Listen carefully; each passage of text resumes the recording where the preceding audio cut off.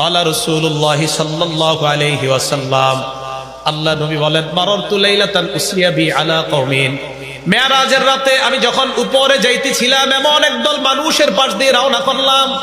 এই মানুষগুলার দিকে তাকাইলাম, তাকায়া দেখলাম বুতুনুহুম কাল বুয়ুত, তাদের পেটগুলা বিশাল বড় বাড়ির মতো। কিসের মতো?